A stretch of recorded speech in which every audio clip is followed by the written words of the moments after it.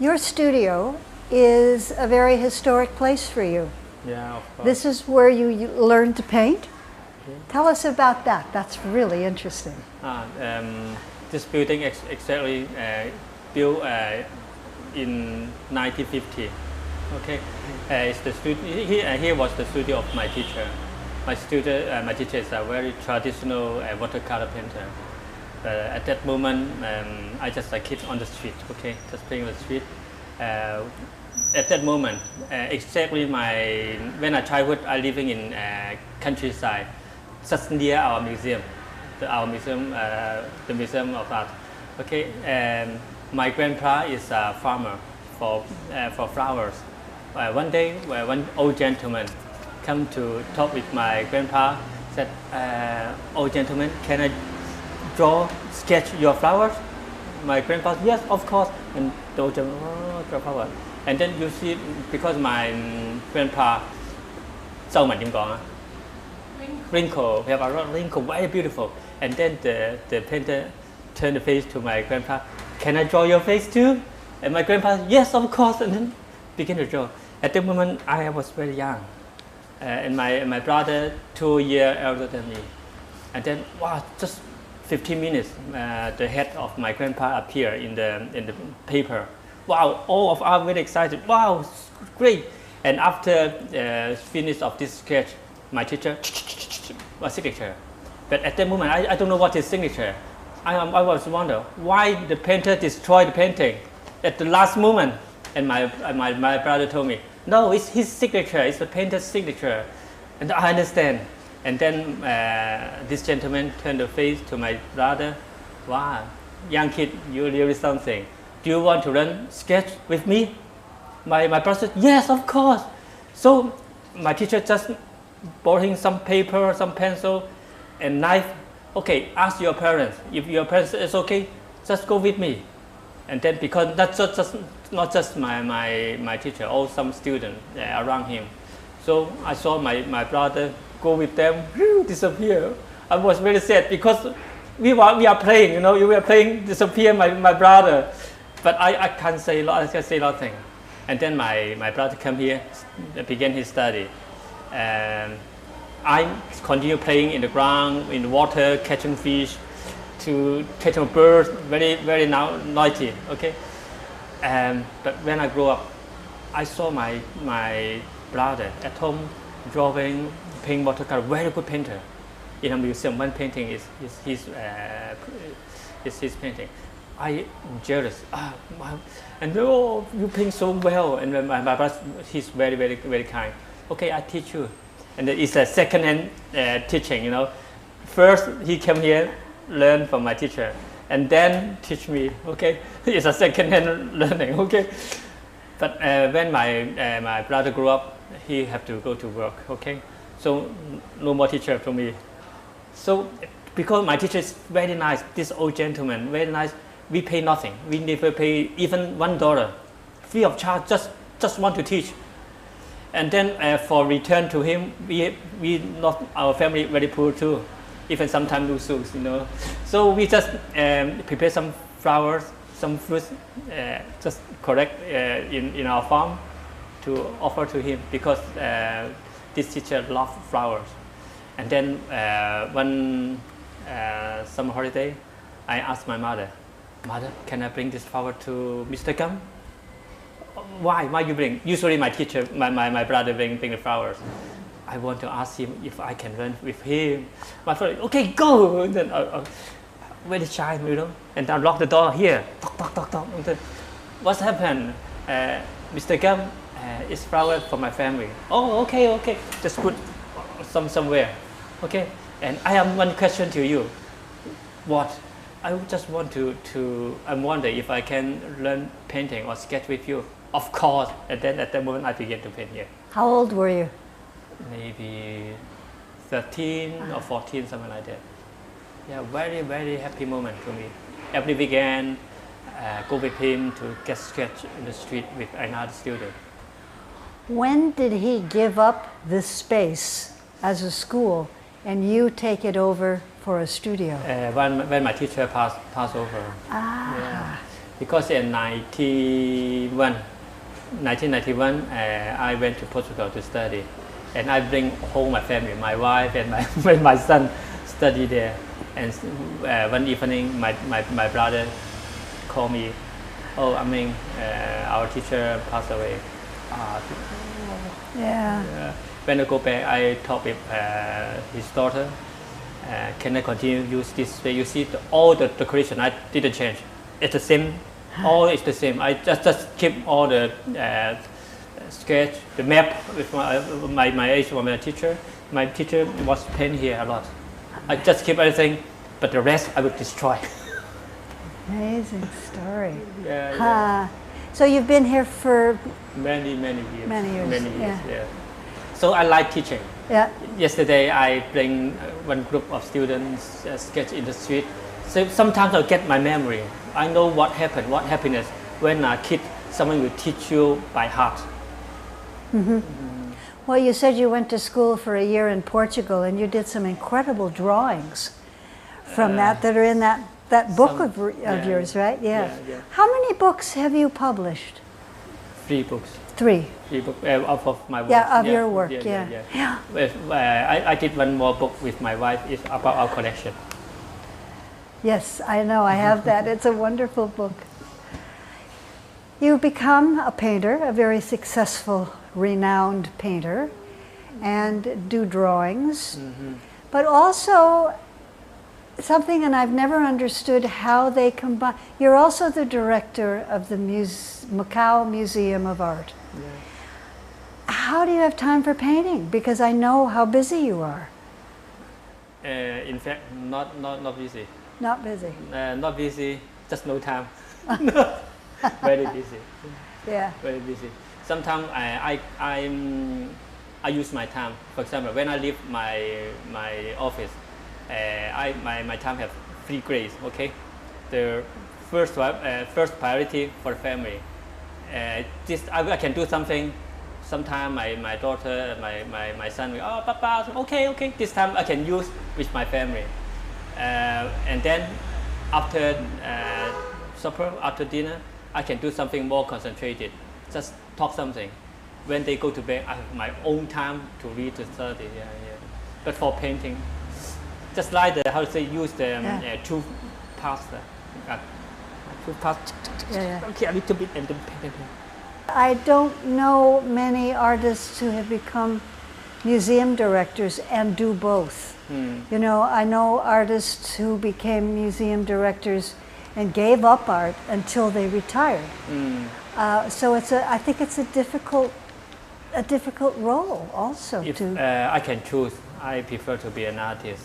I like paper, but to sketch, not to writing, you know, because sketch very happy to write the letter, the document, proposal. Wow, very. Well, you may rather be a painter, but you are an incredible museum director. It's my favorite museum, and what you've done in the 4 years since it's opened is remarkable, absolutely remarkable. It's my favorite museum in the world. Because in fact, Chinese believe any kind of successful, there are 3 elements very important.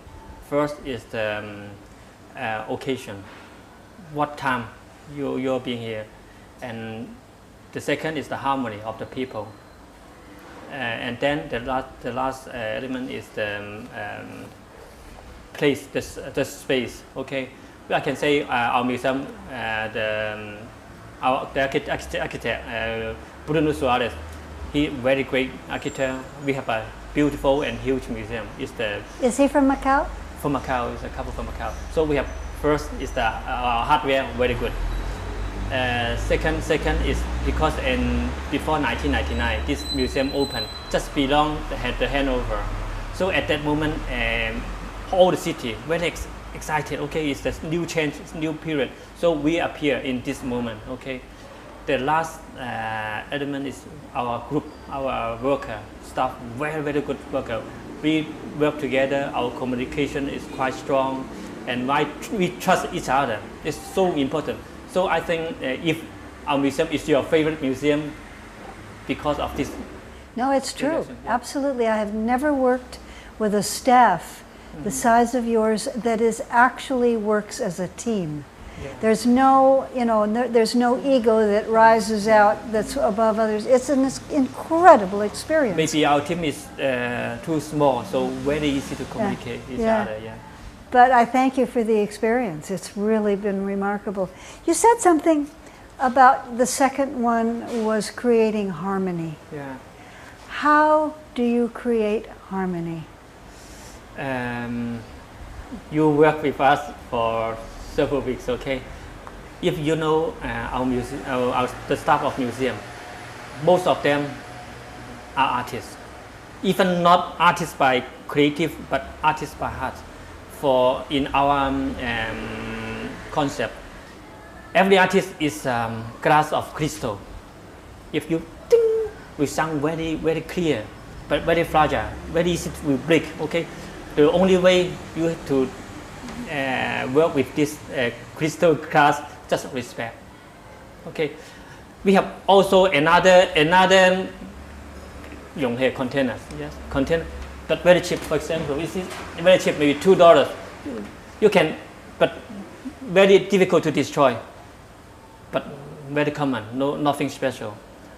But the artists, they think they are very clever.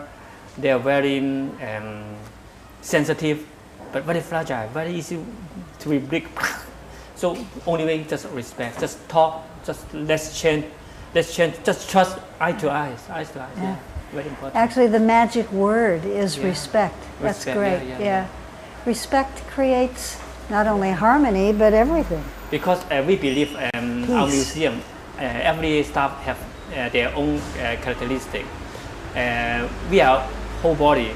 One is our nose, eyes, ear. Every organs have their function different, but we can every part of our organs is important. What is in your collection? In fact, our collection came from another museum, Rouge Genocide Museum. It's a very old museum, maybe one of the most oldest museum in China. Began to 1930s, and this museum began to have their own collection from ceramic, Chinese painting, 19th century old painting, sketch, prints. Yes. When our museum opened, we just adapt all this collection now showing in a museum. Now, what happened to the other museum? This museum closed. So you inherited the collection. Yeah. But then are you constantly acquiring to add to the collection? Yeah. How many museums are there in Macau? Still now, I guess, including the private museum and the public museum, 12 museums. But Macau itself is a museum too. That's true. When you're working in the street, when you visit the people, when you talk with them, it's a museum, it's a living museum. Yeah. No, that's really we can true. learn a lot. And everybody in it are performance artists. Yeah. Let's talk about your work. We've talked about the museum. Do you prefer to draw or to paint? I think I can separate. I can separate because you're asking me if you like Chinese food or Western food. I can, both are good to me. McDonald's maybe not so good, okay? But drawing with different attitude. I like traveling. Even 80% of my dream, traveling. If you ask me, last night, what is your dream? Traveling to everywhere, to Europe, to America, Asia, in countryside. Traveling. My dream, a lot of traveling. So if traveling, you just bring a sketchbook, one pencil, you can do a lot of things. So drawing sometimes is, I can catch the emotion or the sense of that moment, very important. But painting is different. When I set up the canvas, I just wait and see and look at the canvas, and the image and idea will appear. So it's a different attitude. For sketch, it's more, I would say, the objects most important. they attract me, but painting 100% by myself. So how it depends what is my mood, what is my emotion at that moment. Yeah. Does it also depend on what you're trying to get across, what you're trying to say? Yeah. Sometimes in the environment different, the painting will change naturally. In my experience, I never planning how to change my style to that. I never do it. Everything happen naturally. Whether it's some book interesting, and then the image will change. Have your styles changed? I mean, the images have changed over the years, but the styles have changed too. Yeah. Huh. What's it going to be like in 8 years, I wonder? What will it be like in the future? You don't know. Hard to tell. I don't know. Yeah. I began to have some idea, but not yet. Yeah. Do you think that if commercial galleries ever start in Macau and there becomes an audience, was it likely that the art will change? In fact, Macau, there was some commercial gallery, but the client, most of them from tourists. So it's the class is very low. But as you say, everything have two sides. A commercial gallery, of course, is good for the artist to live in, will have a lot or something like that. But most important is the attitude of the artist. We can say a lot of good artists have very interesting painting or installation. After working with gallery, just like fix, the style have to fix, change nothing. Day by day, they feel it's very boring. It's the same painting, same color, same style. It means that the art is destroyed. Yeah, that's interesting because I'm reminded of the 20s and the 30s in Paris when all of those very, very, very famous artists were starting out. There was really no gallery scene. They sort of painted for each other. Yeah. They worked that way. Because in Asian of China, there's some situations like that. The famous artists not for sale painting, just exchange artist by artist or friends. In Macau, are there many artists that come out of? Is there an art department at the university? Not yet. No. So the schools are all private. Are there schools? We have one polytechnic. They organize some courses, but not for artists, for artistic education. And another course is a design, is a graphic designer course. For example, our museum, when we want to find some stuff, we will find in this course. Good. Yes. Yeah. In fact, some stuff from Polytechnic quite good quality. Yeah. Are young people becoming artists like always, or are they sort of discouraged and they say, "Well, I'm not going to become an artist because there's no audience, there's no place to show," or do they still become artists? I believe it's how to say. So in front of our museum, we have a lot of things to do. Now some younger generation, some teenagers, they have interest in us, but not enough in college. So we hope in the future we will do something. To go up through high school. That's interesting. Yeah. At least let them like or love us. Okay, even not artists. Yeah. You could start an art academy in the studio. It will go back to its previous history.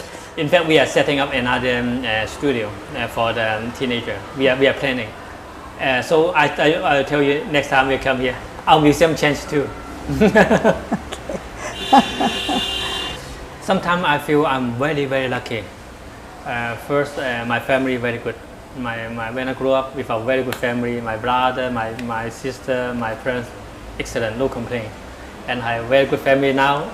Okay, organized by me, by my wife. Okay, organized. Okay, administration. Okay, I have a very good colleague with me. I have a lot of good friends. I have a very good studio in the heart of Macau. In the balcony, you will see. Well, you may very well be the heart of Macau.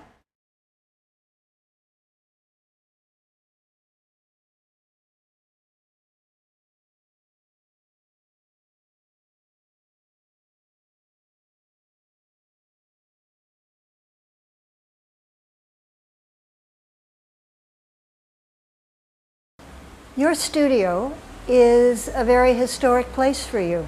Yeah, of course. This is where you learned to paint? Yeah. Tell us about that. That's really interesting. This building exactly built in 1950. Okay, it's the here was the studio of my teacher. My teacher is a very traditional watercolor painter. At that moment, I just like kid. If your parents is okay, just go with me. And then because that's not just my teacher, all some students around him. So I saw my brother go with them, disappear. I was very sad because we are playing, you know, we were playing, disappear my brother. But I can't say nothing. And then my brother came here, began his study. I continue playing in the ground, in the water, catching fish, to catching birds, very noisy, okay, on the street, okay, just playing on the street. At that moment, exactly when I childhood, I living in countryside, just near our museum, the museum of art.